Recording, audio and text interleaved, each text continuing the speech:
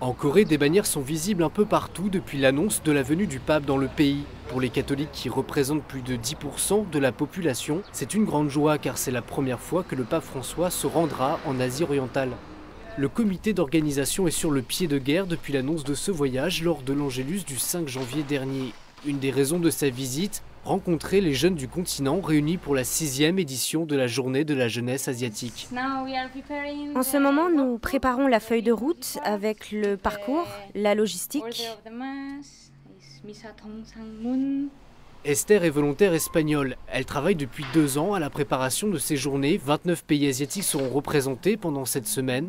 Le pape François viendra à leur rencontre à 2 reprises dans ce diocèse de Daejeon, la 2e ville la plus importante du pays à moins de 200 km de Séoul.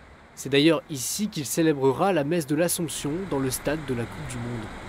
Pour elle, la venue du pape peut vraiment soutenir les jeunes catholiques en Corée et dans toute l'Asie. Je crois que les jeunes attendent un message d'espoir et un peu de réconfort. Les jeunes Coréens se sentent stressés et découragés. Je pense qu'ils espèrent un peu de joie du pape. C'est en fait un miracle, car les journées de la jeunesse asiatique, c'est une petite structure qui n'a rien à voir avec les JMJ. C'est la première fois qu'un pape vient à ces journées. Et c'est la première fois que le pape François vient en Asie. Bien sûr, il ira à Séoul, mais aussi à Daejeon, qui est un petit diocèse. Nous sommes vraiment ravis et heureux qu'il vienne. La place Gangwon-mun, en plein cœur de Séoul, va accueillir la messe de béatification de 124 martyrs. Le premier baptême remonte à 1784, immédiatement suivi d'un siècle de persécution. En 1984, pour la première fois, Jean-Paul II était déjà venu canoniser 103 martyrs. Mais ici, les chrétiens ont aussi tous en mémoire l'audacieuse prière pour la paix proposée par le pape François entre Israéliens et Palestiniens en juin dernier.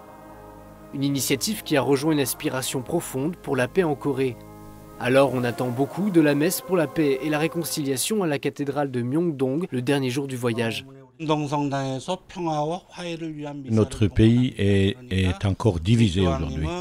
Alors finalement, pour terminer le voyage du pape, il y aura une messe à la cathédrale de Myeongdong pour donc la réconciliation entre les deux Corées. Alors, ce que le pape souhaite à travers ce voyage, c'est évidemment de participer à la réconciliation entre la Corée par la prière. Comme les Palestiniens et les Israéliens avec le pape, ils ont travaillé à la réconciliation.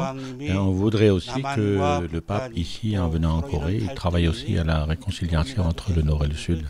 Alors pour nous, c'est une espérance, c'est une attente. Bien que court, seulement 4 jours, ce voyage du pape en Corée renferme d'ores et déjà de nombreuses attentes.